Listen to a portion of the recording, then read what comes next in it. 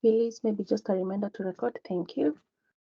So today we'll be continuing from where we left off yesterday. Just to recap a little bit, yesterday we talked a little bit about an introduction to digital marketing and what it entails, basically what falls under the umbrella of digital marketing. But in addition to that, we got to introduce the different categories briefly. We'll go deeper into them as we continue with the training in the coming weeks. But after that, we also talked about some of the benefits that come with digital marketing, and I managed to leave you with some food for thought in terms of a question that I had asked around, which digital marketing categories do you think would work for the brand you had in mind, and possibly why? So I think that's where I'd like us to start from. In case you just joined in, Karibu, we are reflecting on a question we were discussing yesterday.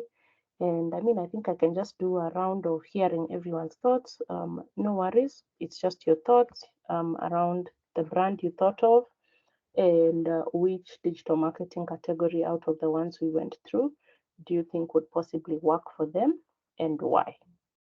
So yeah, I think we'll do that round. Maybe we can start with Margaret, then Dennis, Lillian, then Naomi. I think that's how I see the names in order on my screen. So Margaret, whenever you're ready, feel free to let us know what you thought.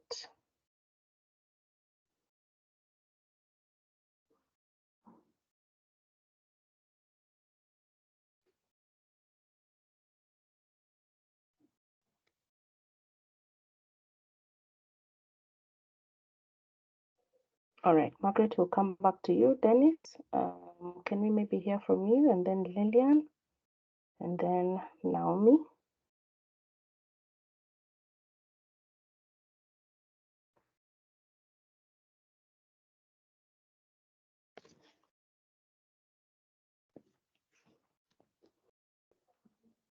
As much as possible, guys, I'd need us to unmute ourselves for us to have this conversation. It will come in handy. I can see Dennis says he can barely hear. Phyllis, am I all clear? Do I sound like I'm far? You are clear. All right. Dennis, maybe check your volume and everything. But yeah, Lillian, Naomi, would love to hear from you. Then we'll go back to Margaret. Margaret, please say something as well.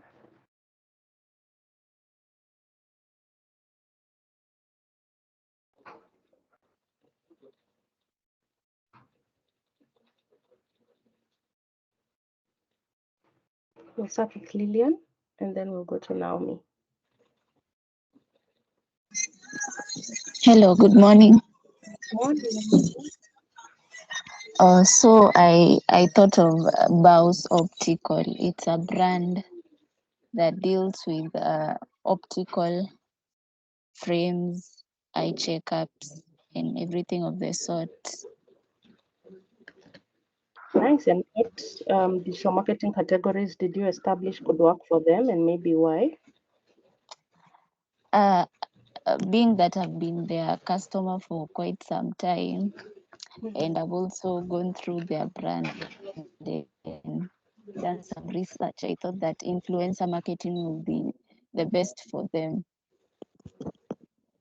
This is because I've looked at their profile quite a number of times, and they have not really utilized influencer marketing, and it goes hand in hand because let me just give an example of a rival company. Like for a brand like Mami Eyewear, they have utilized influencers, and it has really gone up in such a short period of time. So I thought that for Baus, they should utilize influencer marketing so that it can be more appealing to the audience and for brand awareness. I thought that that will be an option that they would look into.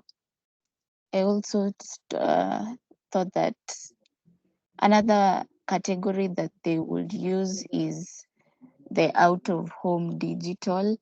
whereby they can display the type of frames that they have, the type of lenses, frames specifically, because at this given time, people are really looking for stylish frames and sort of the things. If they can be able to display the graphical representations of that, I think that will be a good marketing category for them to use. Thank you. Great. Thank you for that, Lillian. I definitely agree. And I like that you even thought as a customer, and it's even good that you're one of their customers, because then that makes it a lot easier to do that. So thanks for sharing. I'm glad, happy to see that yesterday's lesson was effective. So thank you for sharing. Margaret, the question is based on the digital marketing categories we discussed yesterday. I left you with something to think about after the session. I told you to think of a company, either the one you work for or something hypothetical, and let us know which of the digital marketing categories you think would work for them and why. That was the question. I can see in the chat Dennis has shared. We'll come back to that in a bit.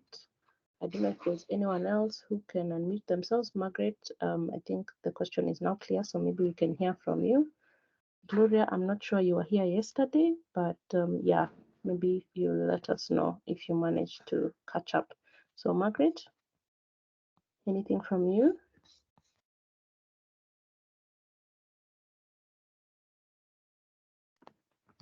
Remember to unmute yourself.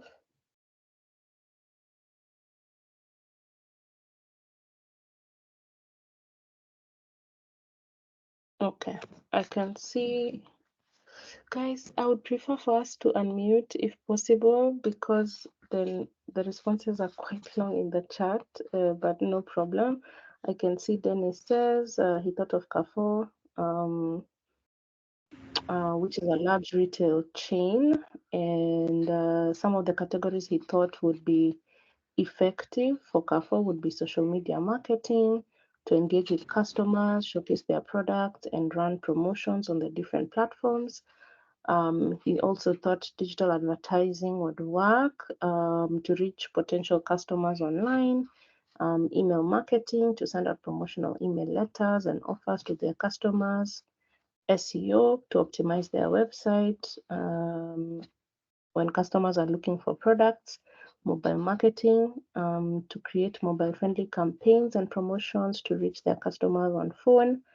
And lastly, video by creating engaging video content to showcase products, share recipes, or provide helpful tips. Totally agree with that. Thank you. I'm glad that you also had a variety and you've been able to sort of map each of them to Carrefour itself. So thank you for sharing that. Dennis, hi Felicitas. Hi Naomi, welcome. We are just talking about the question I had asked towards the end of yesterday's class, and I'd be happy to hear your thoughts around the brand you thought of and what digital marketing categories you think would work for them and possibly why. Maybe we can hear from Naomi and then Felicitas.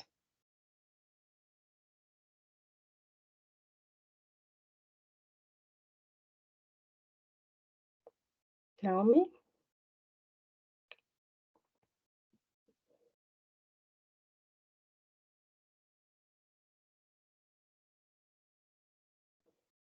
Okay, Felicitas, can we hear from you?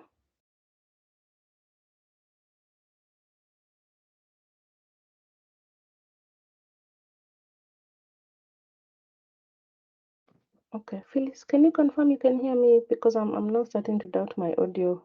Guys, and I can hear you clearly. 1 minute, that's okay. And I don't think all our audios can't be working. So, guys, let's not be scared of one another.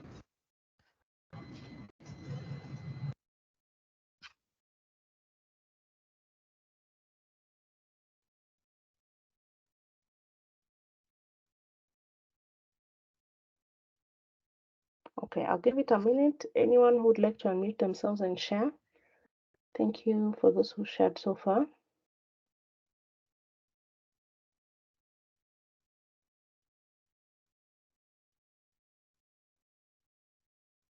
Yes. Hi guys. So for me was Madaraka Homes, which is a real estate company, and on the type of digital marketing, Sage, I would advise for them to do more of social media marketing so that they're able to showcase their properties to their target audience, and also digital advising.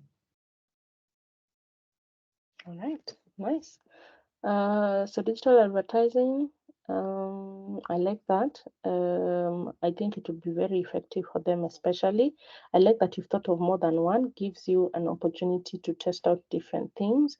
I know yesterday you mentioned you don't have to utilize everything, but sometimes it's good to use more than one thing just so that you're able to test and figure out, is it working or is it not? So thank you for sharing that, Margaret. Maybe I could just do a round of confirmation. So far, Margaret has audio, Lillian has audio. Gloria, do you have audio?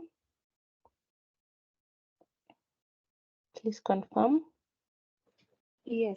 Hi. It's me. Hi, all right, Can you thank hear you. me? Yes, I can. Okay. So Mhm. I chose Saikai Group Limited. It's a company I recently interacted with.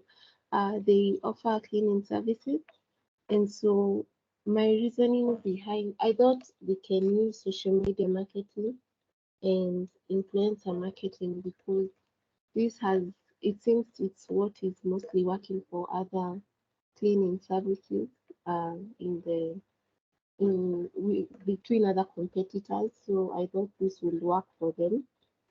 I also saw they have a website, and so I thought search engine optimization will work for them because they have a blog section, and so we can ensure like the information that is on that website is shared and it's up to date, such that when one is searching for cleaning services in Kenya, they top up among the main service providers.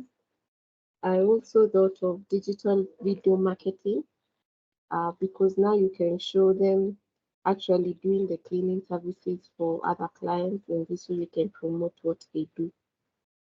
Yes. Nice. Thank you so much for sharing. Definitely seeing that yesterday's class was clear. So I appreciate that, Gloria. Thank you so much. Dennis, I know you've shared in the chat, but please confirm that you have audio for purposes of today's class.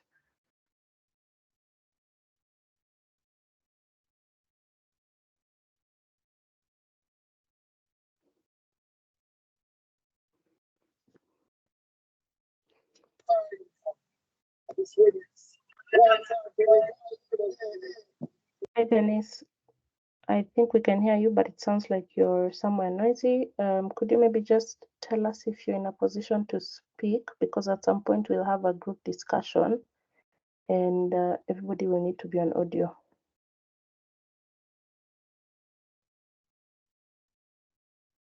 All right, Felicitas, do you have audio? Yes, I have audio.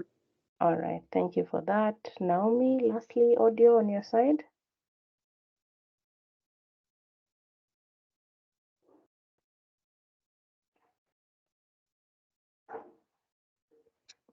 Okay, thanks for confirming, Dennis. I'll wait to...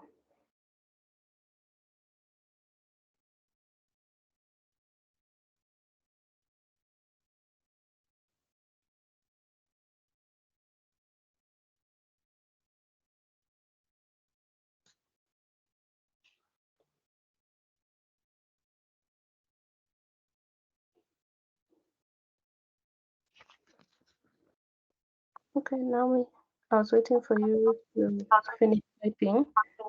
Felicitas, would you like to say something?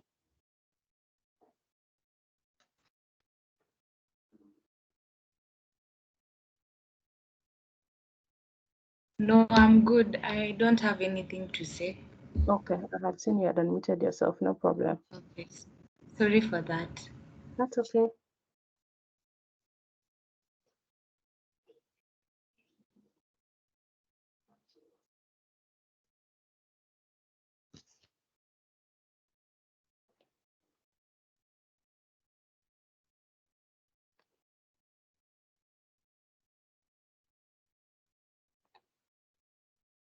Okay, so Naomi says she has audio, she's just in a noisy place. That's okay. I hope by the time we're having the discussion, that everyone will be somewhere where they can speak. So thank you for that. I'm really glad that yesterday's lesson sank in. Don't worry, we'll go deeper into the categories. Yesterday was just an introduction. So in the next few weeks, those are some of the things we'll get to cover, just for you to be able to understand what exactly does it look like from a digital marketing perspective. So for today, we'll be going a step higher when it comes to what falls under the digital marketing umbrella. Specifically, we'll be looking at the different tools, or can I also call them platforms, under each of the categories. So if it's social media, what kind of platforms are we talking about? If it's influencers, who are we probably talking about, and so on and so forth. And so there'll be quite a bit of talking today. For those who are in noisy places, I think so far just 2 people. Maybe you can contribute in the chat, and yeah, we can keep it going from there. But yes, I would love as much as possible for us to engage, especially today, because we'll be looking at different tools and sort of platforms and resources. I had promised to load the LMS yesterday, but I didn't manage to, so I'll put in what we learned yesterday as well as today on the LMS, latest by tomorrow, so you'll get to have that there with you. So I think I'll just start off. We'll go through each of the categories from yesterday, first one being social media marketing. And I'm curious to know, I know probably from this call, most of us are on social media. So I'd love to know, what social media platform are you on? And probably, why exactly do you enjoy that social media platform, in your own opinion? So maybe I can just do a round of contributions. I'll start with Lillian, then Gloria, Felicitas, then Naomi. What social media platform are you on, and why do you actually enjoy being on that platform or interacting with that platform? Okay, good morning again, everyone. I enjoy Facebook. I'm on Facebook, Instagram, and Twitter, but I enjoy Facebook more because it's for a person who is really going through in search of opportunities. Facebook really generates those opportunities, ads, also a great venue to interact with people. And also once you create a page on Facebook, it is faster to gain followers than it is on other social media platforms. So I enjoy Twitter, I enjoy Facebook more because of such a thing. Thank you. All right, thanks for that. Gloria, what about you?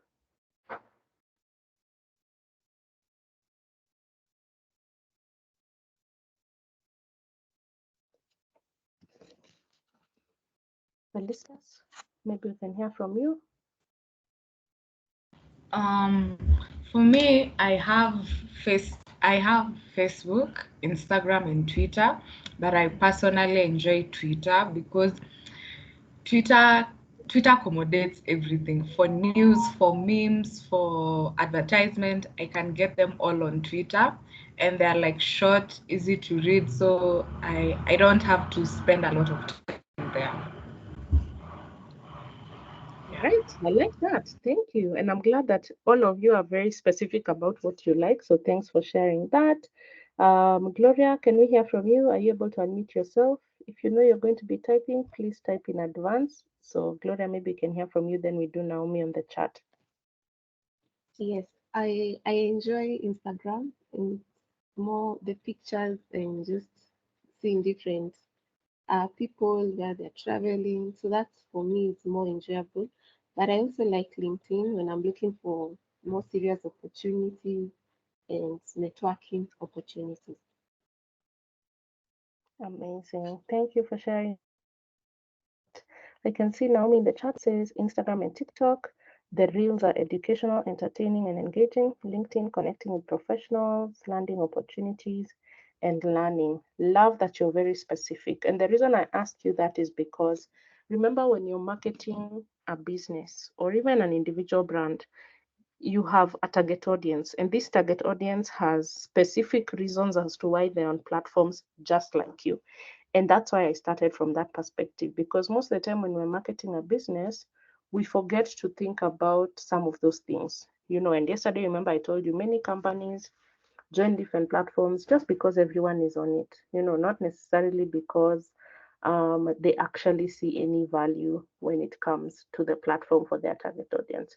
So keep these things in mind, what you've mentioned around, what you like about the different platforms. For me personally, I'm very active on LinkedIn. I'm very active on Threads as well as TikTok. LinkedIn specifically from a professional point of view, I get a lot of networking opportunities, but also get business as well. From a Threads perspective, I feel safe when using Threads compared to Twitter. I have been bullied on Twitter before. So after the bullying situation, I don't think I was extremely confident to really go back to being active as I was. So Threads was a better solution. Everyone on Threads is nice, in my opinion. And then TikTok, of course, both from a video perspective, I really love that I can learn so much in a short amount of time, especially from recipes to maybe lessons in life, and of course, just to the entertainment side of it, watching people, especially travel. That has been, some of the things that I've enjoyed when it comes to those different platforms. Dennis, I don't know if you'd like to share what social media platforms do you like and possibly why?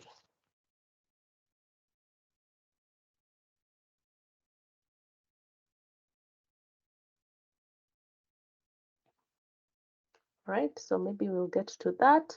So different target people in your target audience may like different platforms for different reasons. So for example, could be based on some of the reasons that we've talked about, but for others, it could be fully based on a feature kind of situation. What features do these platforms have that probably a consumer may like? So for example, I'll share my screen right now just for us to see the different features that the platforms have. I can see Lillian has added on the chat. She says also for Facebook, they have a marketplace, which is something that she likes. So you've gone into what I wanted to talk about, which is actually features. So I'll just share my screen for us to just navigate through some platforms. Some I'll do on computer, some I'll join in at some point on phone. So this is Facebook. This is my Facebook. When I log in, this is what I see. If you notice, then, there's the stories, which, some people may like to interact with the stories. Some people may like to interact on the feed.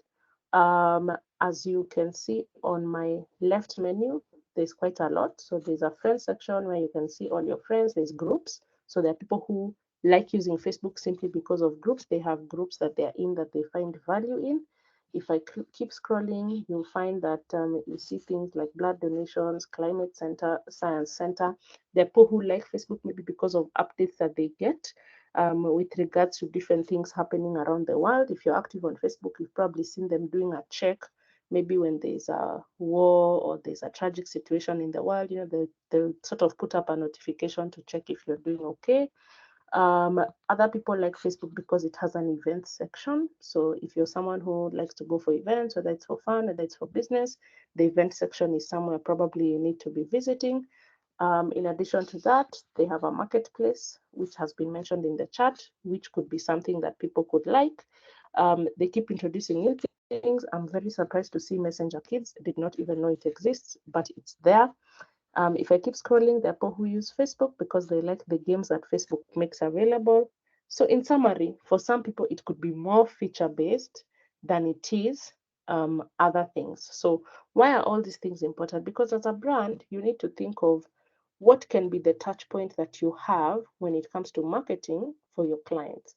I have clients who they don't have Facebook pages, they just have a Facebook group because that's how they talk to their target audience. They invite people to join in their group and that's how they talk to them. I have other people who I know who probably, if it's not a Facebook group, probably for them, they'll be marketing fully on Marketplace. And in fact, Marketplace is something that has really grown because Facebook actually introduced a whole tab for it at the top up here. So if you just want to interact with things at the marketplace, all you have to do is come to the marketplace section. So there are people who find value in that. I also really love that they separated the video part. So if you just want to watch videos, then there's a whole section that has videos alone. That's Facebook. Of course, the more platforms you use, you realize that some, can I say, elements are borrowed across the platforms. For those of us who are active on Instagram, I may not necessarily share my screen, but there are people who like different features of Instagram, from the stories, to the feed, and so on and so forth. If you're active on Instagram stories, you realize they have things like polls, they have things like questions, they have things like stickers that you can put up on your story. Maybe those are some of the things that people like. So as you think of marketing a business, ask yourself, what features of the different platforms can I actually utilize to make the best out of my marketing? Most of the platforms we've talked about so far are more visual and text-based. But if you come to a platform like Twitter, most of the time if you scroll through your feed, it's probably a lot of text and less pictures. So this is actually my Twitter feed. So you'll notice most of the time it's mostly text as compared to pictures. What features of Twitter, can you probably utilize as a brand that you can make the best out of?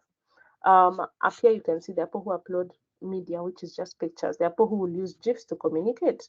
There are people who will do polls. Twitter has polls as well. There are people who will, of course, do Twitter Spaces and schedule them here. There are a lot of features on the different platforms that you can utilize. It's all about you. I usually tell people, as foolish as it may sound, click on every tab that there is on the different social media platforms to see what is there.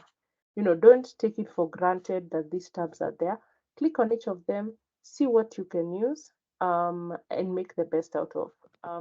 For me, I remember at some point, maybe 2 or 3 years ago, I discovered Twitter has something they call lists. And think of a list like a group. So there are different groups. Like you can see I'm in, a number of groups, most of them marketing related, but you can see I'm in specific lists. And this really comes in handy because then you're able to sort of build a new community.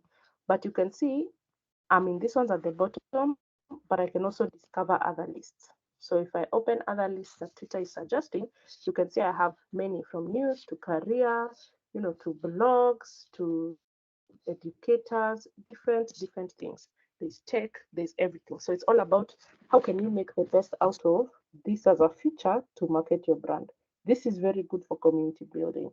So I tell people to utilize it a lot. We are past the period where everybody is posting a video and a picture and a caption just to market. We're moving past it. Platforms like LinkedIn, for example, they took such a long time to introduce little things like live streams and so on and so forth.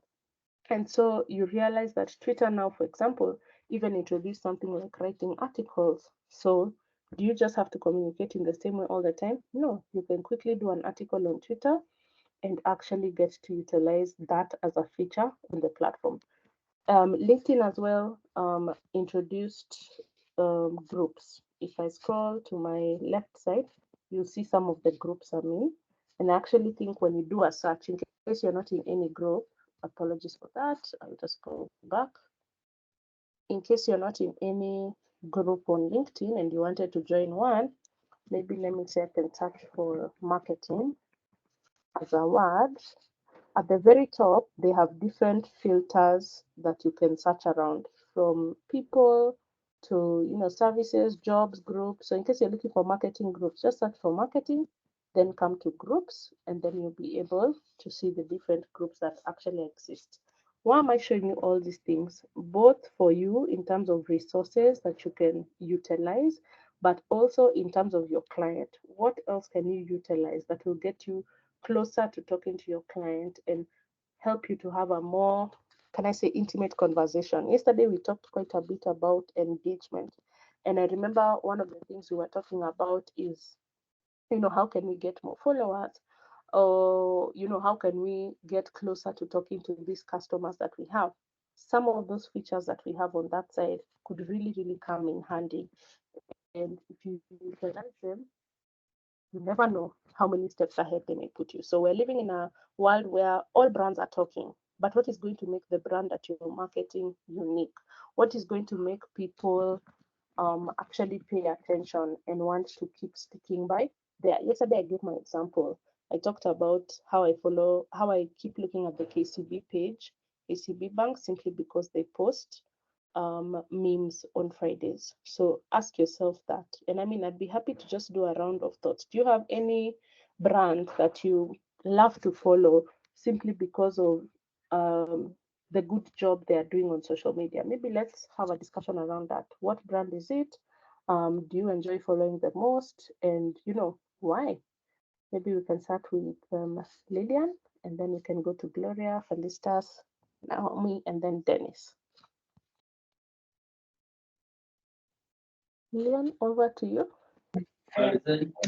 Okay, I enjoy looking at the KFC page. They constantly update new things like discounts, offers. They also generate memes, so it's quite interactive. So I constantly check the KFC page. Nice. You've given me a good idea. I've never thought of looking at the KFC page. So thank you for that, Lillian.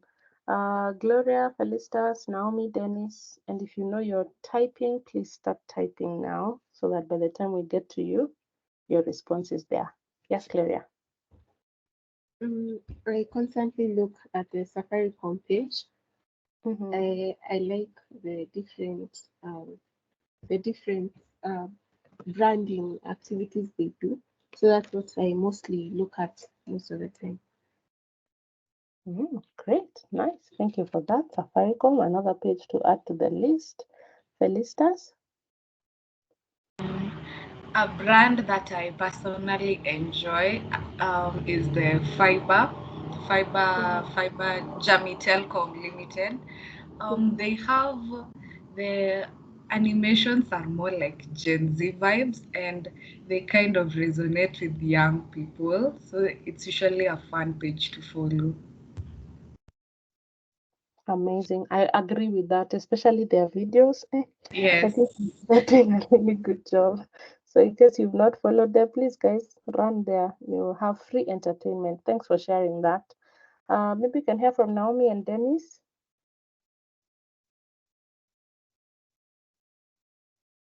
Okay. I hope you can hear me, right? Yes, we can. Now, there are two pages I usually enjoy following. Mhm. Okay. I don't know how it's called. Is it Faxe or Fax? Facts. Something is, yeah. So it's liquor. It's drink, right?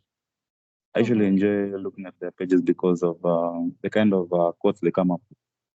Yeah. So whether you drink or not, you're going to be captivated to even attempt drinking. So I don't drink, but I enjoy looking at what they do and the kind of quotes they come up with. Then Nike. Nike have one of the best marketing strategies, and they have a seamless way to interact with their clients, or rather, whether you're going to buy the product or not. So those are the two brands that I've been looking into for quite a long time, dating back 4 years now. Nice. And I like that you brought in a totally new angle in terms of, whether you buy or not, because brands need to have that in mind. I think we're past the time where people would only follow you if they buy from you, So I'm really glad that you brought that out. Thank you so much for that. Naomi has said Bandari Beauty, their content is amazing, engaging, and authentic. So in case you've had a page that you think you need to have a look at, please run there and see. I always say it's really good to learn from brands, that are doing a good job. And the beauty about it is when it comes to analyzing them like that, you learn so much. So even right now, I'd like you to think of the billboards you've seen. They may not be digital, but the billboards you've seen and all the other things you've come across.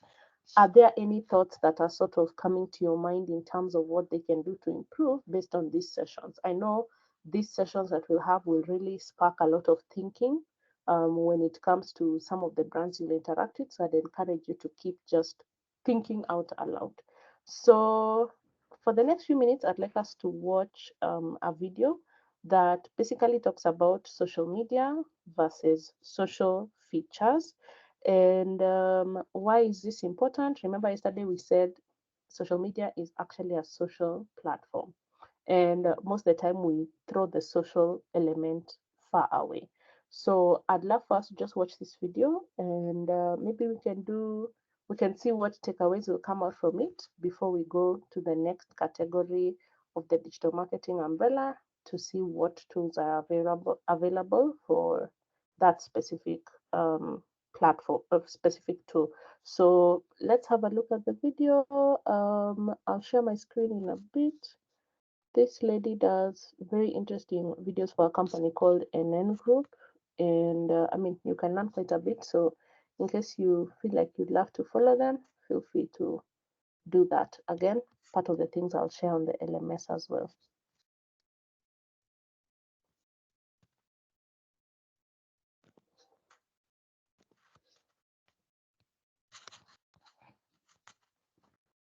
Sorry, let me just reshare with audio.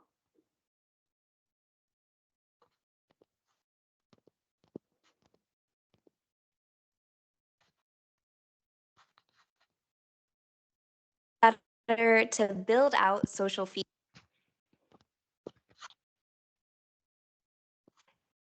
Is it better to build out social features on your website or app, or spend more time creating social media content and engaging users on a separate platform? As UX professionals, we generally have more control over social features on our products rather than the content creation or management of our organization's social media presence. Even so, you might have encountered stakeholders that say, we need to be on Snapchat or we need to be on Instagram. But is that really the case? Social features include components like news feeds or user profiles, and capabilities like following other accounts or liking, commenting, and sharing content. Social features can be built in-house or purchased from a third party and integrated into your system. The nice thing about having social features on your product is that you're fostering a community within your own realm with users that are likely already somewhat loyal, or else they wouldn't have an account on your site. In a sense, you're not really competing with other organizations like you would be on a social media platform. Additionally, with social features, you're engaging in building a community where users don't just talk to your organization, but they talk and communicate with each other. Though on the other hand, social media platforms have a much larger reach in terms of audience, and you're not really faced with those same development costs that come with building social features.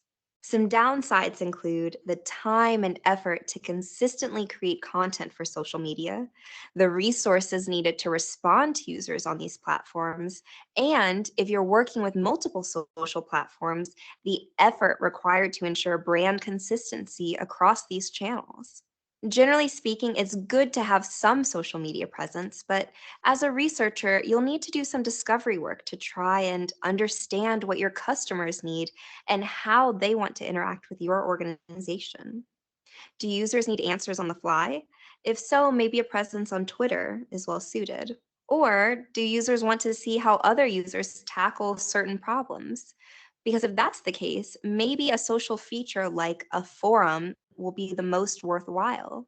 Before creating a social media account for your organization just because someone told you we need one, consider what the user need is and use that data to inform your social strategy.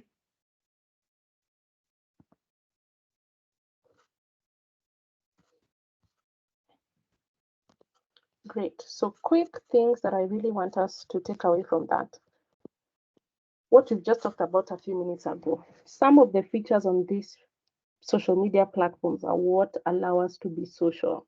So don't ever forget that element. What do you need to utilize on the platform for you to be social rather than look like you're just making an announcement to everyone? Always have that in mind.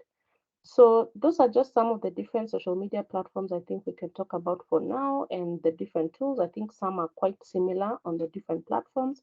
I don't know if anyone has a question or a comment or a reaction based on that first bit before we go to influencer marketing.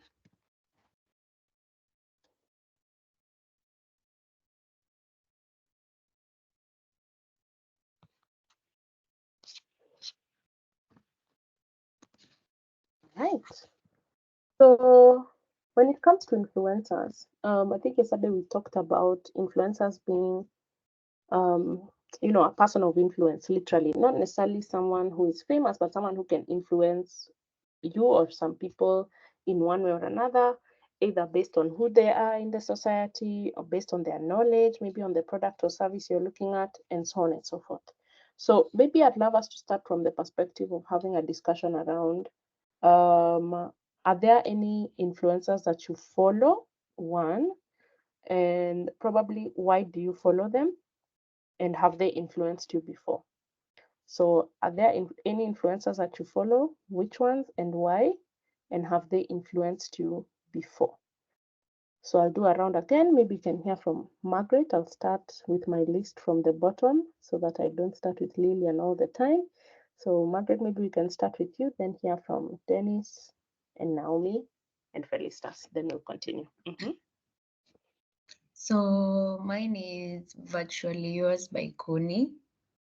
The reason as to why I follow her is because her kind of content is quite engaging within her field of specialty. And it's also something that I'd love to venture into. So I relate so much with her content and the way she's outspoken. So yeah. Great. Thank you for sharing that. Dennis, for you? Wait, Margaret, has she ever influenced you before? Yes, because I did take up her masterclass. Yes. Amazing. Thank you for sharing. Dennis? Okay. I don't know if okay. It's more of a group of people. They're called Unbox Therapy. So what they do is they take in a variety of brands and then give recommendations and offer some deep insight on different products in the market and how they compare with other products, why a particular product is better than another product. So generally, that's what they do. It's called Unbox Therapy. Well, have they influenced me before? Yes, the current phone I'm using is because of them. Nice, I'm glad. So yeah. All right, thank you for sharing that. Naomi, maybe we can hear from you now that you've not done your typing. I don't know if you can unmute. Good morning. So my type of influencer is the Henry's family right there on TikTok. They've influenced me in the power of family with their type of content from both the different families they have all together. Sorry, the different families? Like there are three brothers who have different families and they come together as the Henry's brothers, the Henry family. Okay, have they influenced you before? Okay, come again.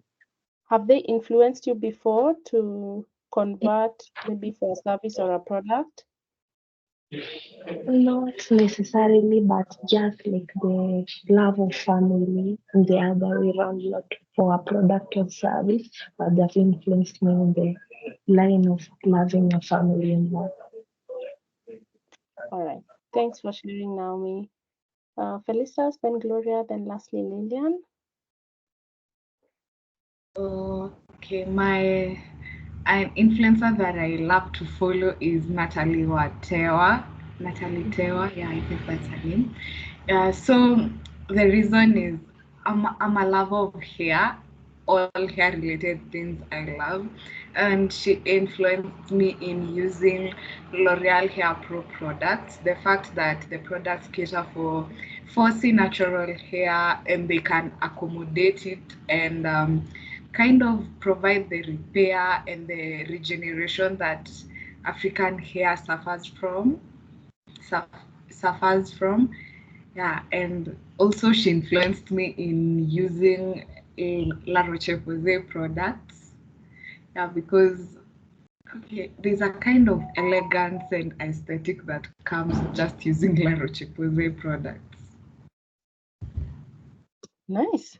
I'm so happy to hear that some of us have been influenced, because most of the time when this conversation is started, a lot of people are not influenced. So thank you for sharing that. Gloria, then lastly, Lillian.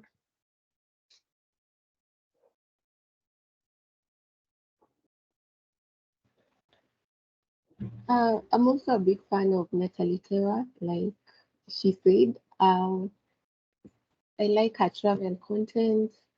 Other than that, I also like to follow Muruti Muni and Lydia KM. What I love about them is just their content. Um, their posts on Instagram, they are either showcasing something. Whether I have been influenced, I can't really say.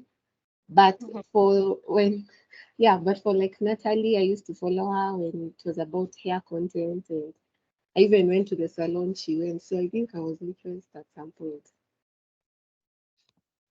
Amazing. Thank you for that. Finally, Lillian. An influencer that I love to follow and I like her content is Wix Magudha. She is a visual storyteller, and as a person who loves art, I love how she puts effort in whatever she's doing. If you, for example, if I can mention, there's a series she did on what the Fanta campaign. It was marvelous. It was like you were watching Netflix. My goodness, she even influenced me to buy Fanta. So I really enjoy watching her content. She really puts effort in whatever she does. I respect her a lot. Amazing. I also really love her work. And wow, I've been looking for someone who's been influenced to buy Fanta. So I'm happy that I've finally come across one. So thank you for sharing that. In case you don't follow Wix, I'd love to really share her link on the chat, because I think she's one of the people who cracked engaging with your audience in your own unique way. She could have chosen to market whatever she does, or she would have chosen to do her influencing in a different way, but she chose to stay unique regardless. So I'll definitely encourage you to check out her page and just see what she does. Yeah, you could be surprised. So why have I asked that question when it comes to influencer marketing? Because sometimes then, as the marketer, the client will rely on you to help them choose an influencer to work with. And where do you even start from? How do you even establish who exactly you should work with? There are not many tools, but there are tools that can help you understand that. Of course, some of the work you'd have to do manually in terms of just getting to understand which influencer would work. You could do this either through research by asking people, or maybe just generating a list of influencers that you have in mind and trying to see what your client does and seeing how to relate it. But sometimes it goes down to making decisions such as, would this influencer work for us based on their engagement rate, for example? And so you find yourself having to use an engagement rate calculator. And so today, if you just went on Google and search for influencer engagement rate calculator, you'll bump into many. This is the first link I clicked. So if I typed the influencer handle, say we are looking for weeks to see what her engagement rate is like. Sorry, I'll just do the check. So if you're trying to see what her engagement rate is like, you probably put her handle on a tool like this one. And of course, you'll give it a few minutes to scan, and it will give you feedback around her total number of followers, what's her engagement rate like. If you scroll to the bottom, what's her average interaction per post like, and where does she fall in this graph. For some of them, I remember there is one I once saw an international client use. It could even tell you what's their target audience made of in terms of what country are they in, or what age group, what gender. But because we don't have a Kenyan tool that does that, we just ask influencers directly to share who their following is made of in terms of age, gender, and location, and they'll gladly share. So if you look at this, you'll realize that Wix has 44,000 followers, her engagement rate is 8%.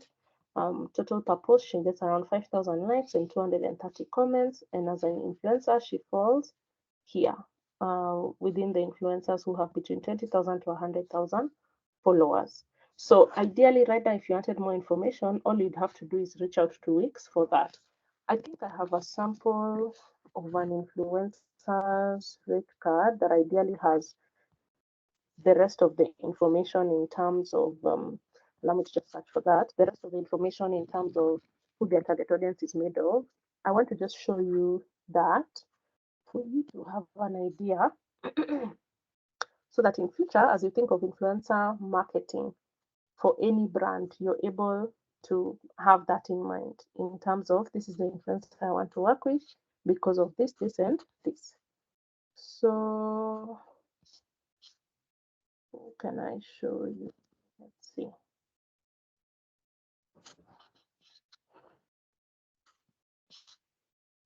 Okay, I'll just let that load a bit.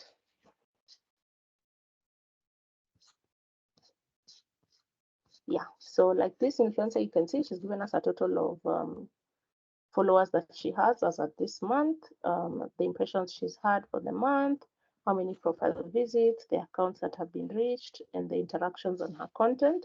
But in addition to that, she's broken down a little bit in terms of who is her target audience made of. So if you look at this, she tells us 72% of her followers are men, 27 are women. These are the different locations that they're in. So Kenya, Tanzania, Nigeria, and the rest, as well as the age group.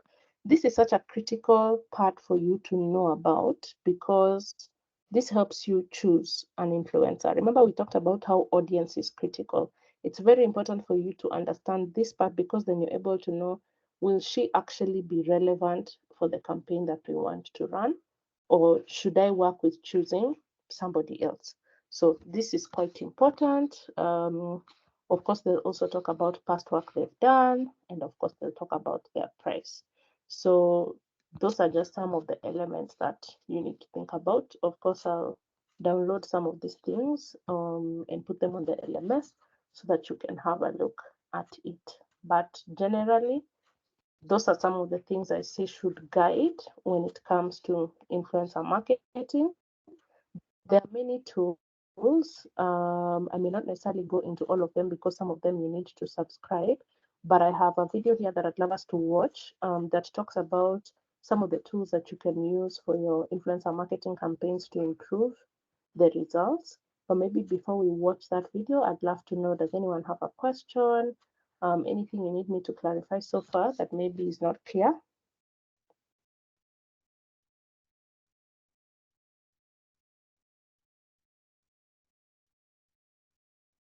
Yes, Felicitas?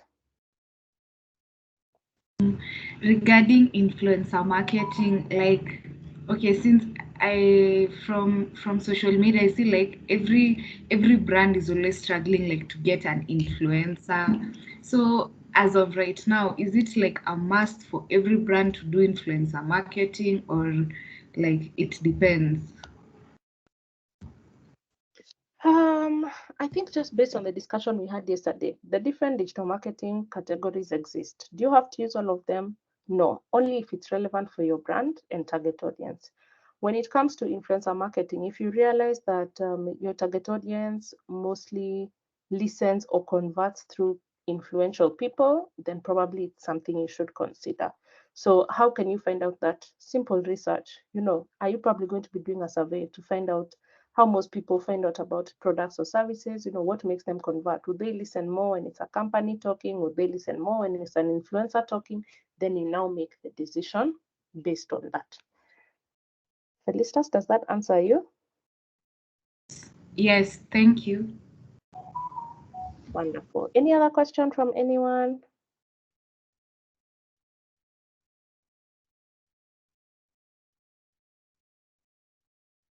Great. So I'll just play that video and then we can continue from there.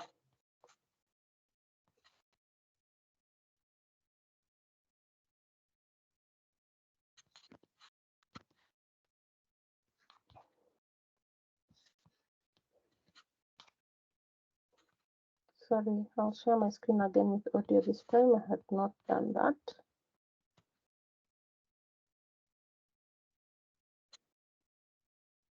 What are influencer marketing tools and how can they help you promote your brand? Influencer marketing continues to grow in popularity, with increasing numbers of brands relying on influencer collaborations to promote their marketing campaigns. This is partly because studies have shown that 92% of consumers trust recommendations from people they know, and 70% trust the experiences of their peers. In fact, right influencer can bring in up to 200% more profit to your campaigns. One way to guarantee that you're getting the most from your campaigns is to make sure you're using the right influencer marketing tools. This includes basic tools like search engines and influencer databases, but it also means using more advanced influencer marketing tools such as audit, tracking, and reporting tools. The right tools can help you find relevant influencers, form partnerships, and implement successful campaigns. Join us as we explore these tools in a bit more detail and discuss how an all-in-one platform like Influencity can streamline the process and make your life so much easier.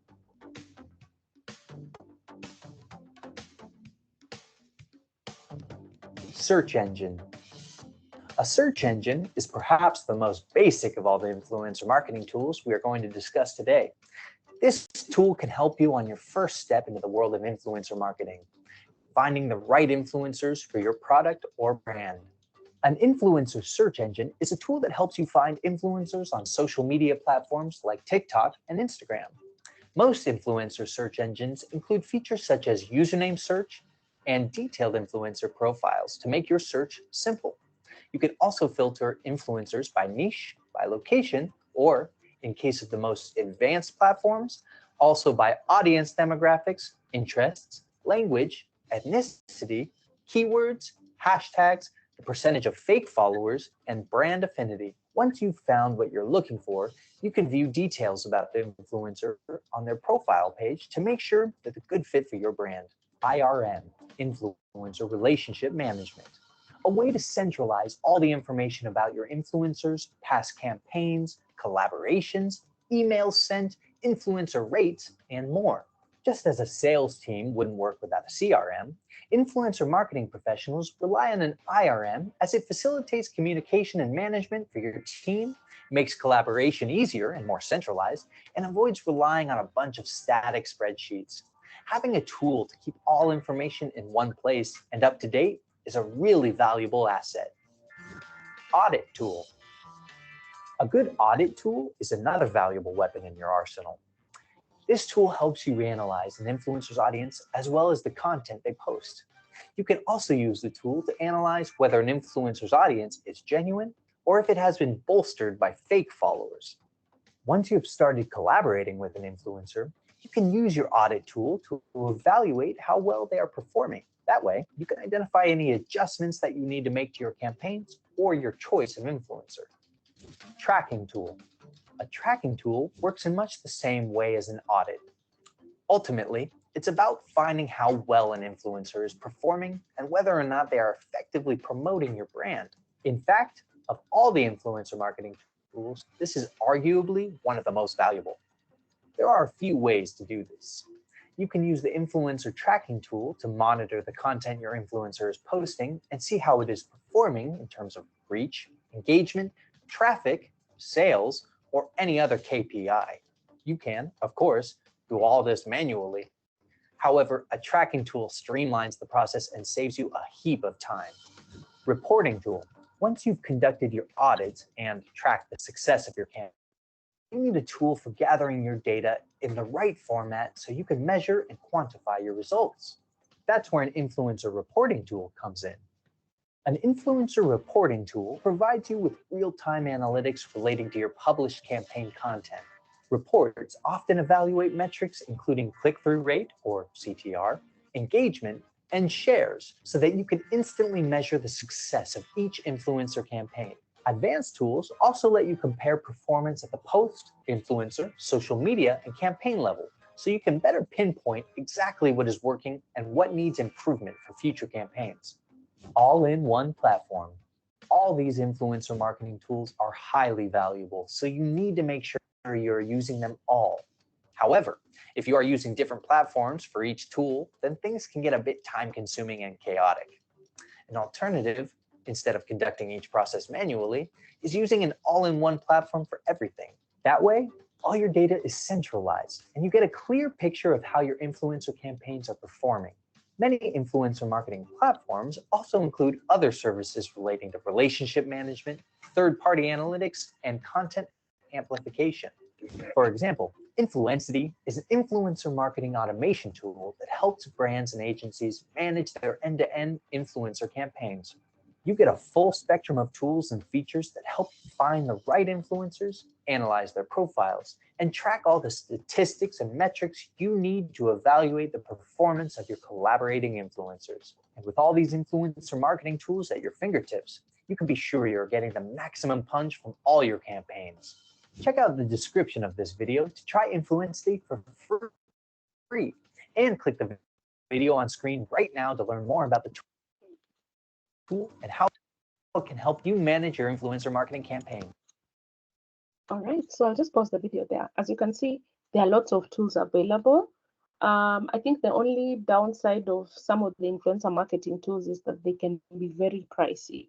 So if you're not careful, you find yourself not getting such an affordable tool to utilize, but they're there. Today, if you just Google, influencer management tools, just to see what you can get, I'm sure you get a lot. So the only ones that I know majorly are free are usually the engagement calculator ones, but definitely I'm sure if you did a little bit more research, or if you probably did a collaboration with other influencers, with other marketers, you'd be able to get tools that you can probably purchase together to avoid having to incur such an expensive cost. So I know we've talked about a lot of tools so far. So far, we've just done two categories, the social media and the influencer marketing. Are there any questions as I close off that influencer marketing for us to do a bit of a group discussion? Any questions based on that?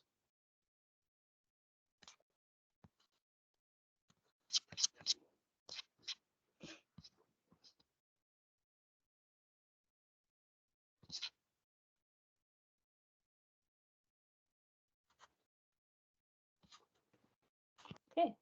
So I'd love us for the next few minutes, Gloria, question?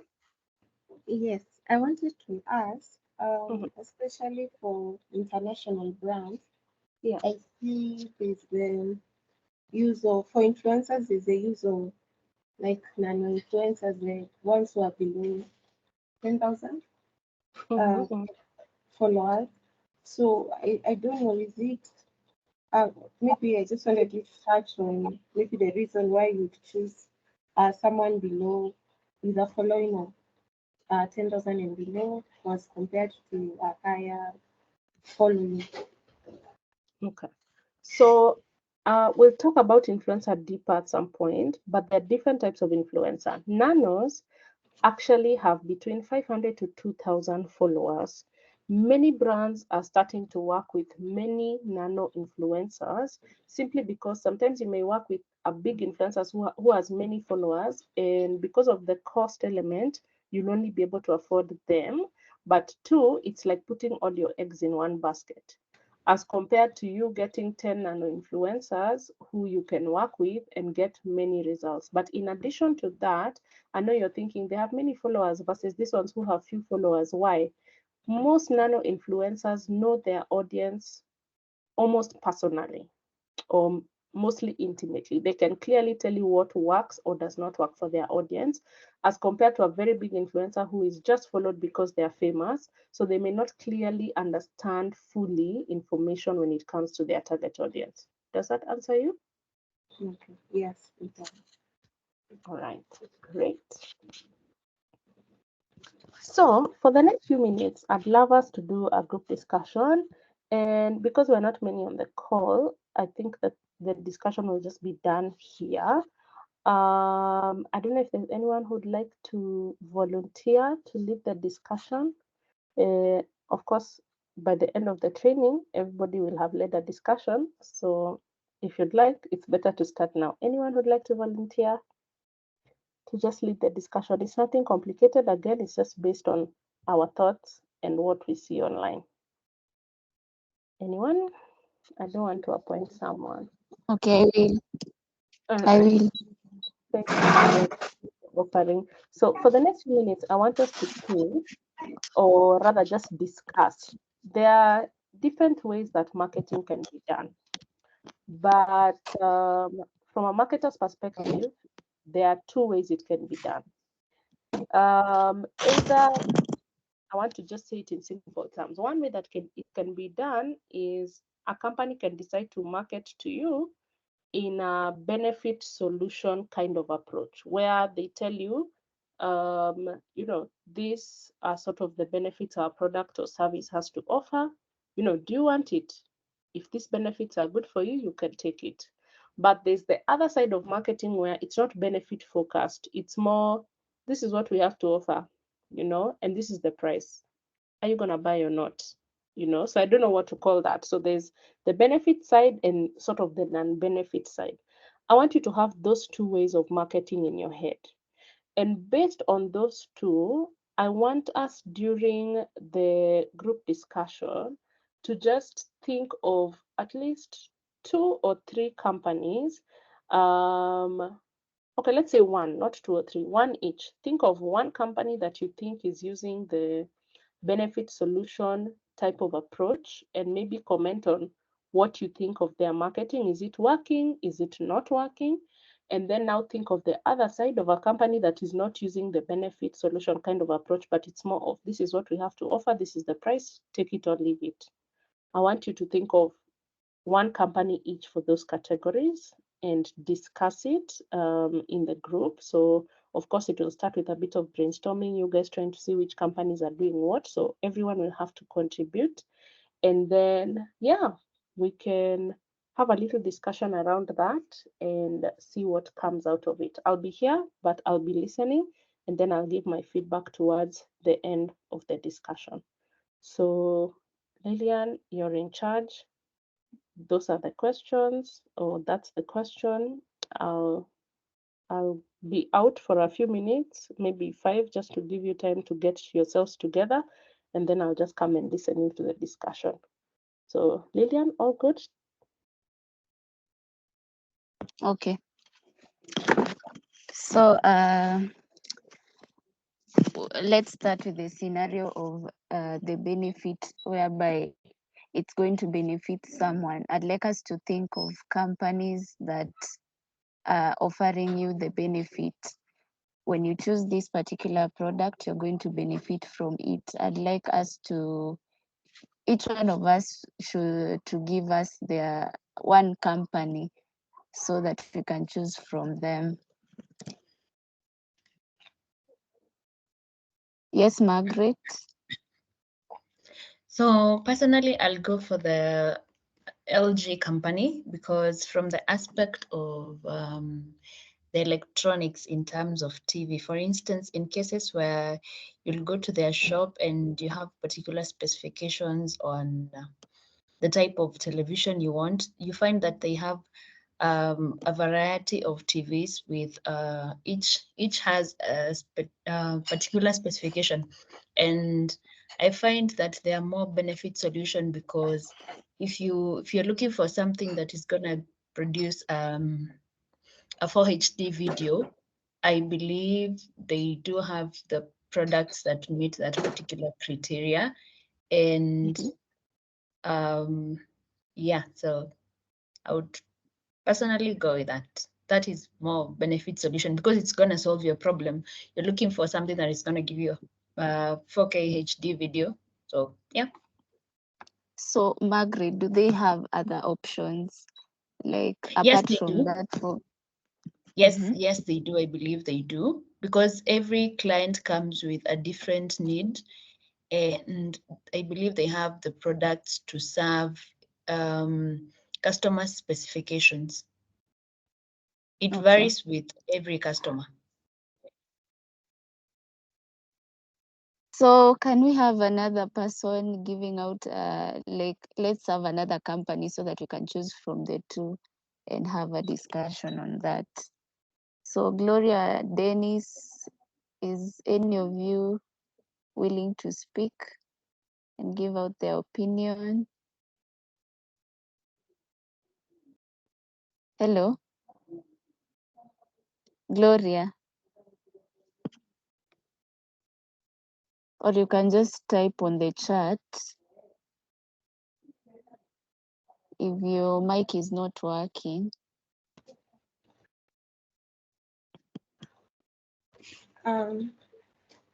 Lilian, I'm thinking. I'm thinking. Okay. I still don't know. Yes. Okay, it's okay.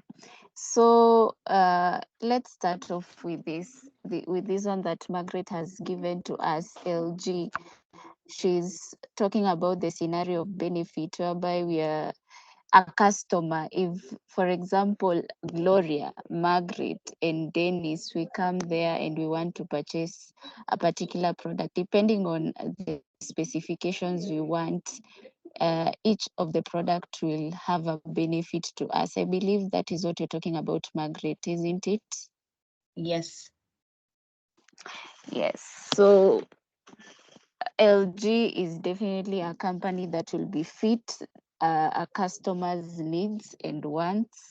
I'd also like us to think about a company like Safaricom. They have a variety of services. There is data, there is M-Pesa, there are all those services. And when we are having a scenario whereby we want to purchase data, there are different options we can opt from. So at the end of the day, it's going to be fit as whether you, for example, a scenario where you're a content creator, when you choose a particular data plan, it's going to be fit you because from what I see nowadays, Safaricom have different plans for TikTok, Instagram. So if you're a creator and you want to create content on those different social media platforms, I think that will be a benefit to you. Does any one of you have something to add on that? Yes, Margaret, I can see that your mic is on. I would also like to bring in the concept of something like Apple company when it comes to more of laptops and phones, because nowadays most people are so much into getting iPhones because of the quality of videos, or how do I put it?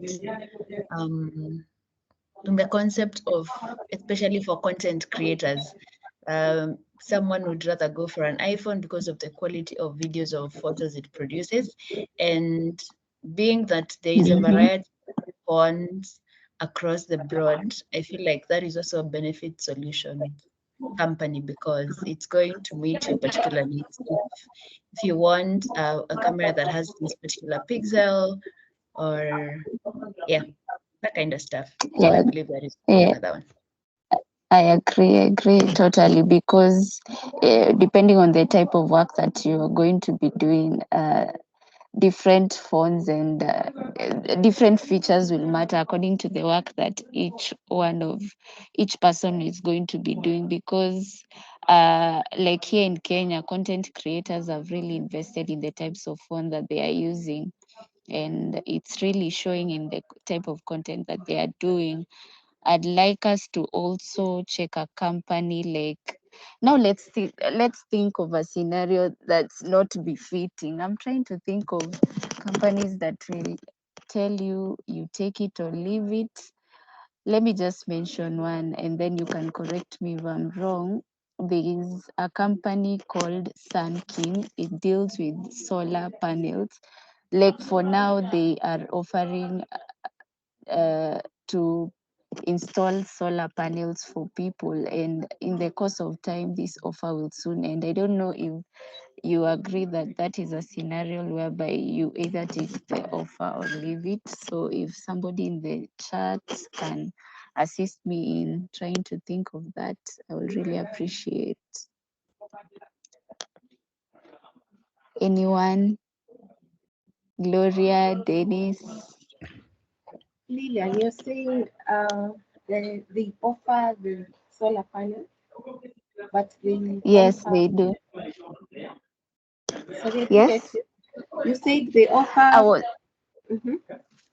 like, for now, I'm trying to say that for now they have given a certain period whereby they'll be giving their customers like a lipa pole pole plan. I think it's an offer that is going to end at some point. So I was trying to ask, is this a scenario of you take this offer, once it ends, your chances are gone? So can that be a scenario whereby we can say it's either take it or leave it?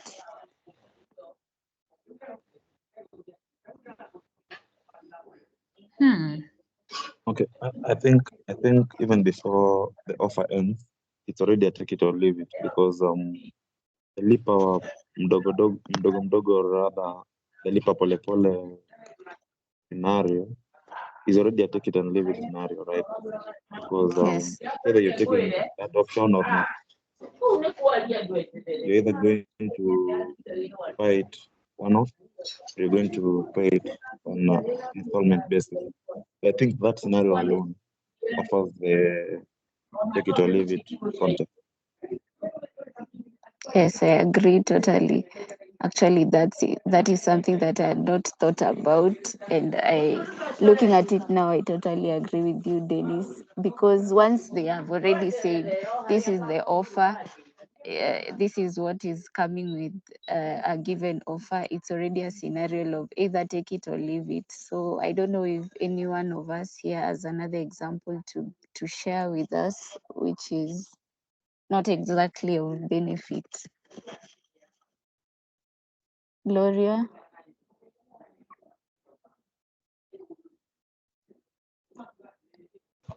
Or anyone else? Okay, I was also thinking in line of Samsung, just like her, just like Margaret. I was also thinking of electronics. They offer both a solution and also a benefit to the client.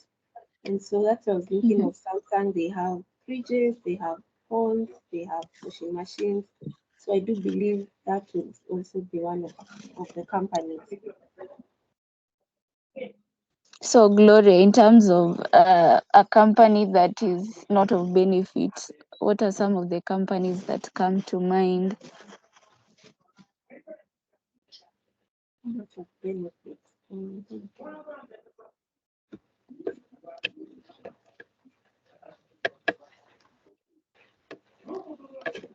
Yes, not exactly benefiting. Or Let me think about it. okay. Someone think, else can assist in brainstorming.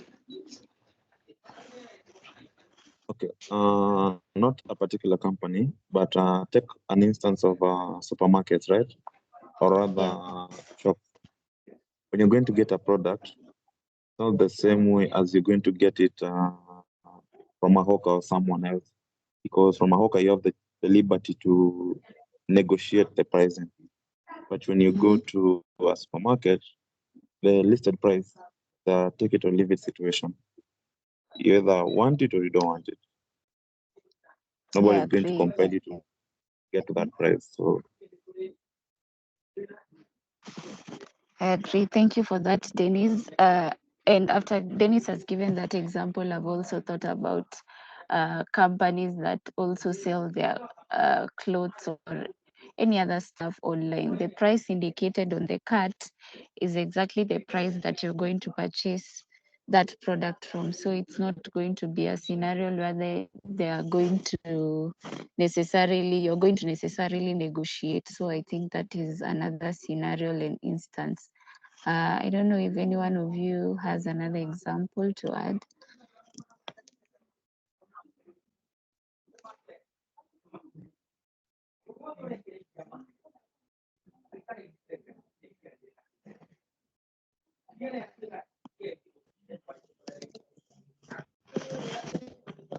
Hello, anyone that has anything to add before I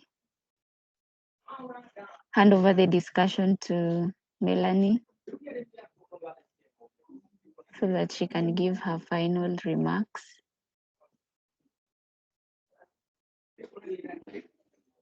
Okay, I think I'm done with the discussion. Oh, Felice. Okay. Are you able to give me a summary? I joined in when you were in the middle. Okay. So we talked about, Margaret talked about the LG company. Gloria spoke about Samsung, and those were companies that were specifying on the benefit. They are leaning towards the benefit side.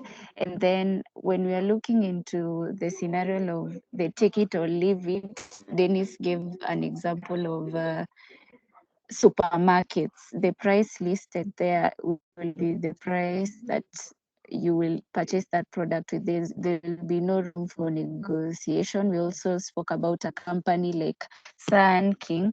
They are offering discounts in the Lipa Mdogo Mdogo plan for their customers to be able to put up solar panels. And we had a discussion whereby we said that them saying that this offer is already running, that is already a scenario whereby it's either you take it or leave it. That alone, the offer alone indicates that that is what you've discussed. Right, thank you for that. So I like what you've discussed. I like that you've even taken the take it or leave it literally. But sometimes in marketing, you don't have to take it extremely literally, because then when you think of both approaches, when I'm using sort of the benefit solution kind of approach, I'm trying to win you over by sort of convincing you that this is what you've been looking for, this is why you should take it up. But when I'm using the take it or leave it approach, just like you've said, it's not negotiable, but it's more of, I mean, this is the price of this phone. If you can buy it, buy it. The reason why I made you guys have this discussion is because when you think of those two ways of marketing, then you get to see your customers in a different way. For one kind of marketing, the client sort of has to go through it on their own. They take it or leave it. There's no room for discussion. There's sort of no room for negotiation. So the client has to take step one to last on their own.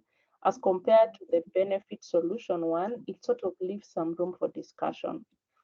Most of the time you'll find the benefit solution one is for service-based sort of businesses most of the time. But other times you'll find that when it comes to the take it or leave it, it's more on the product-based side. You know, the juniors who are doing a promotion and it has a price and it's sort of, need to take it or leave it. I'm teaching you this because as you think of content, whether it's for social media, whether it's for email and so on and so forth, you have to think of that. How can you meet the customer where they are? And that's why you will find on a platform, say like Google, they have different kinds of advertisements. So they have some that only appear when someone does a search. I'm sure you guys have maybe done a search on Google and sometimes you've bumped into something written sponsored or ad. If you haven't, maybe you can experiment and see. But the reason why that happens is because companies are running adverts for search to meet clients when they are searching. They're already looking for you, which means they're in need. But this same Google platform allows you to run what they call display ads. Display ads are more of announcements, visuals. They show you what they have to offer and you decide whether, you're going to take it. They don't meet you really when you're searching, but they'll pop up maybe when you're reading Business Daily online, for example, and that sort of thing. So as you think of your marketing, I want you to be very intentional to think in that direction. How exactly can I meet my customer where they are to ensure that I give them the most value? Because at the end of the day, if you're not able to meet your customer where they are, then ideally, what exactly are you doing? You know, and that's why you find in marketing, depending on your customer again, you get to decide, is your content going to be educative? Is it going to be entertaining? You know, is it going to be something else? You get to decide that based on the target audience that you have. So I'm sure in marketing, you've heard people talk about the journey that a customer is going to go through. Yesterday, I talked briefly about it, but ask yourself, is there a point where you possibly think your customer could get stuck? How can you help them? So maybe after your clients have been made aware of what you do, are they automatically going to be interested and purchase the product, or is there more effort that you need to do? I mentioned the AIDA model yesterday, and I'd love us to watch a video just around that AIDA model to explain a little bit more around how it works, so that then you guys are also able to identify, is there a place where my clients are likely going to get lost or drop off, and what can I do about it? When you see the Jumias, the Kilimalls telling you you forgot something in your cart, it's not because they care so much about you, you know. Sorry for saying that, but it's the truth. But it's more of they would like you to complete that purchase, you know. And so they keep asking themselves, what is it that they can do? What extra step can they take to ensure that you actually take that final step of converting and taking up that product? So even if it means that they're going to email you and, you know, get you to sort of convert, then that's what they're going to do. So let's watch a video a bit around the AIDA model. I'll be happy to answer any questions that may come up after that. But I want you to think of the discussion that you've had around benefit and solution versus take it or leave it. How could those two scenarios work or change when it comes to the AIDA model? That's what I want you to think about as we watch the video.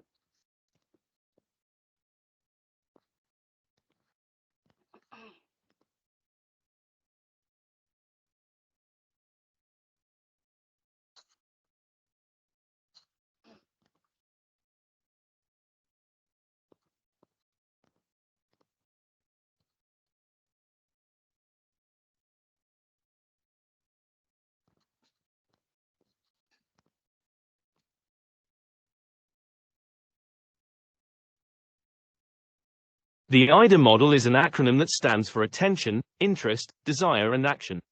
It is a model used in sales and marketing that describes the steps a customer goes through in the process of purchasing a product or service.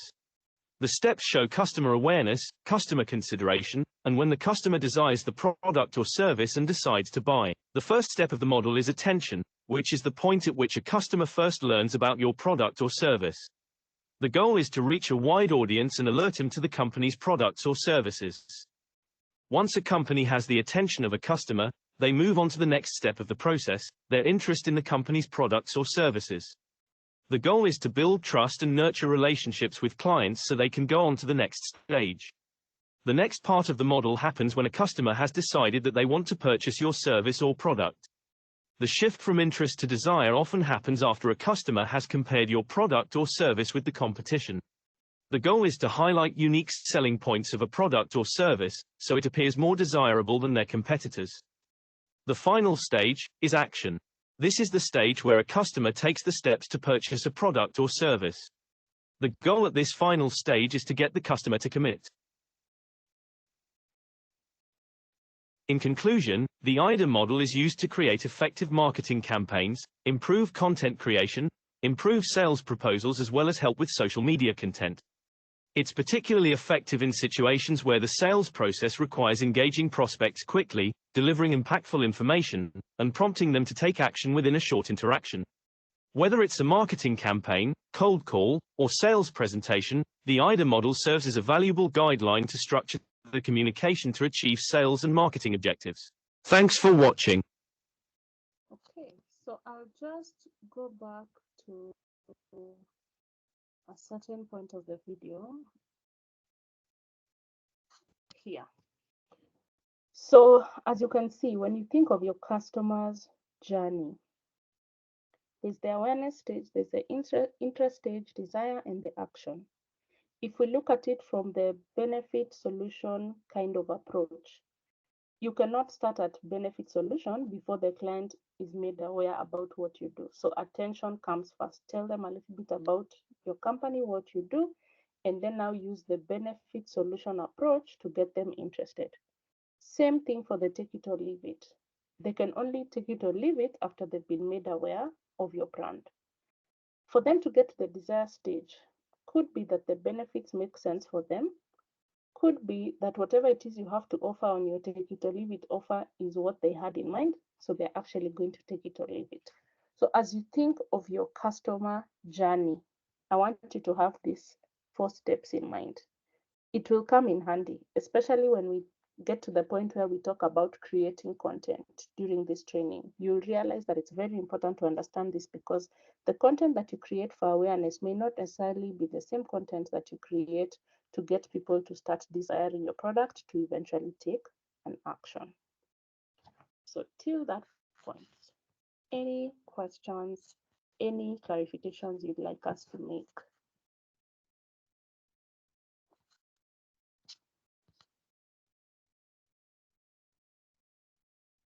All right. So as I finalize today's session, what do all the things that we've taught you today show you? We've learned about tools. We've had the discussion on the 2 ways of marketing.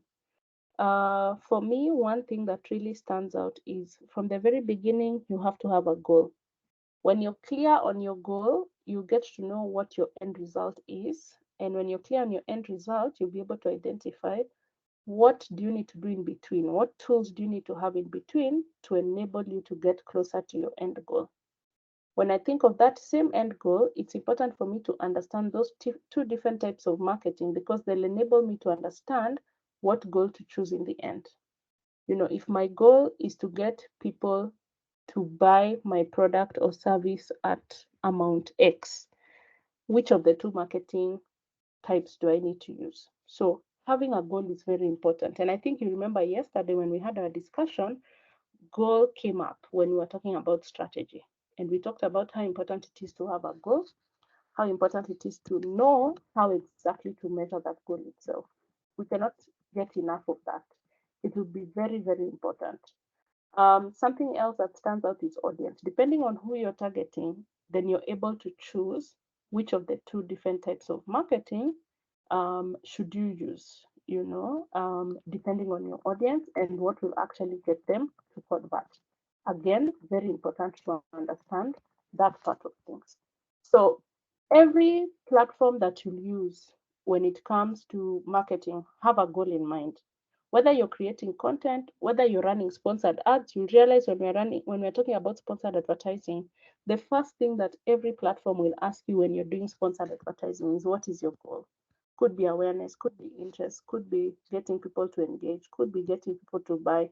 You'll see that when we go through the different platforms that we have. But as I wind up as a final discussion, I just want to show us some 2 or 3 visuals I have here. And maybe I'll start with one. I'll share my screen for you to see. And once I share, I want you guys to look at this visual and tell me, out of the 2 types of marketing we've talked about, where do you think it falls? This advert that I'll show you. Is it more benefit solution side, or is it more take it or leave it? So I'll share my screen. I'll start with the first visual. I'll give you a few minutes to look at it, and then I'll go to the next slide where you see the next set of visuals. And then we'll do a round of comments from everyone in terms of which type of marketing you think it falls under. And then we'll close today's session. So this is the first visual. I'll give you a minute or so to look at it.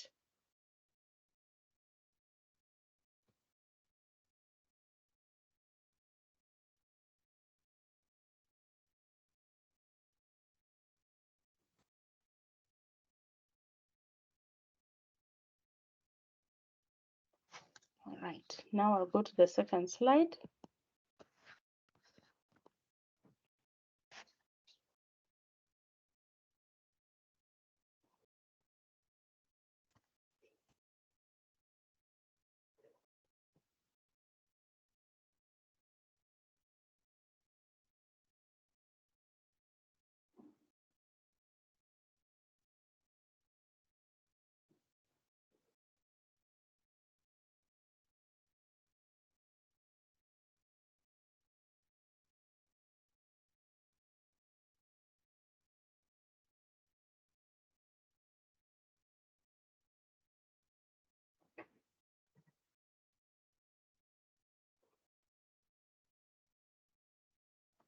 All right. So I think we can do a round of comments. Lillian, allow me to start with you. Jumia versus Safaricom. Where do you think they both fall in terms of the types of marketing? I think Safaricom falls for the category of benefit solution, because even by that line, I didn't quite get it. Maliza something, it's offering a solution that in itself. And then for the Jumia one, I think it's more of take it or leave it, because they are giving you the price on the cart and there's no room for negotiation. Those are my thoughts. Right. Thank you for that. Gloria, what about you? What do you think? Then we can hear from Margaret and Dennis. Then finally, Felicitas. So, Gloria? I also think just like Lillian, because when you look at the Safaricom one, it's giving you a solution to Maliza. We're talking about Maliza, and on the other hand, the other one is take it or leave it for Jumia, and also the second Jumia for Jumia is also take it or leave it, because the approach is you've been offered a specific price. Yeah. All right. Thanks for that. Margaret, Dennis, Felicitas, in that order. So for the Safaricom one, is more of benefit solution, because they're offering you a service that will help you maybe from what the graphic looks like to sort your whatever financial issues you have going on. As for the one for Jumia, it's a take it or leave it situation. Right. Thanks for that. Dennis, Felicitas, for you, what do you think? Okay, I've not been able to see the images. I'm not even actually able to see the images. Yeah, so I don't know. Don't worry. I don't know if it's an issue on my end. I don't know if it's an issue on my end, because I was able to see the video, but the other image that the other video that you played, I was not able to see it. I only saw one video. So I don't know if it's an issue on my end or because I re-downloaded Teams. So I don't know. Okay, Paula, for that. I'm not sure. I shared a video first, then the second one was just me presenting my slides with two pictures, the one for Safaricom and Jumia. But don't worry about it. It's I was okay. able to see the video, but these photos I've not been able to see them. Okay, that's fine. Don't worry. I'll share them in the slides and then we can revisit that. Felicitas, for you, any final comments? For the Safaricom advert, they are presenting a solution to a problem that a user may have. So I think it falls under the benefits category.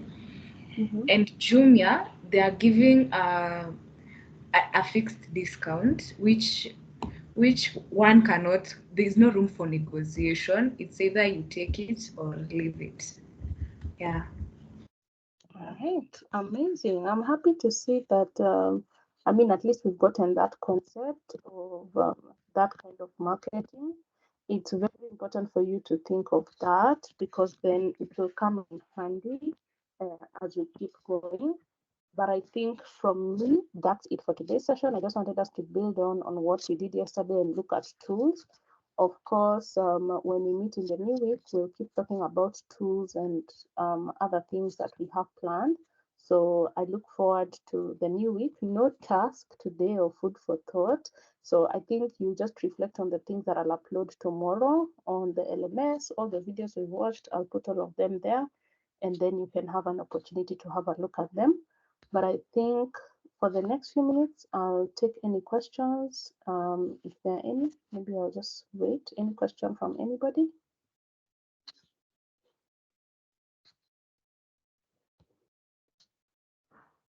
If there are no questions, in one word, how do you feel after today's session. I'll start with Felicitas, and then Dennis, Margaret, Gloria, then Lillian. In one word or one sentence, how do you feel after today's session? Enlightened. Thanks for that. Next.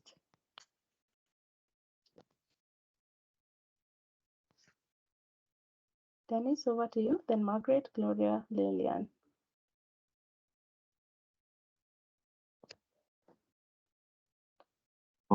I think I'm beginning to get a grasp of everything. So yeah, I'm enjoying what I'm getting to learn.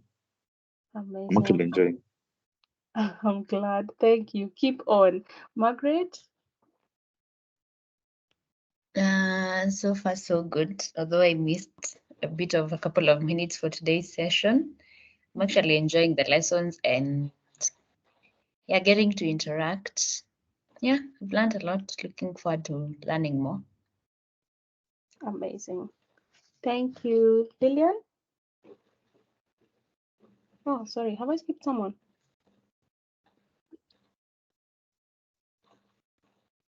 Okay.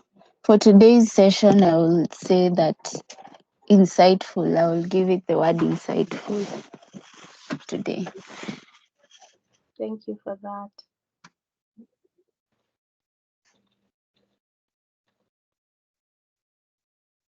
Okay, I had two mics on, Lillian and Gloria. I'm not sure who's not spoken between you two. Oh, okay. Mine is, it's making me a bit more curious. I want to keep on learning. So it's a very interactive session. Amazing. Thank you. For me as well, today's session was interactive. I have loved it. Thank you so much for engaging with me. I think I'll end the call there. It's 11 on the dot. You guys have a lovely day. Thank you so much for joining in. Bye.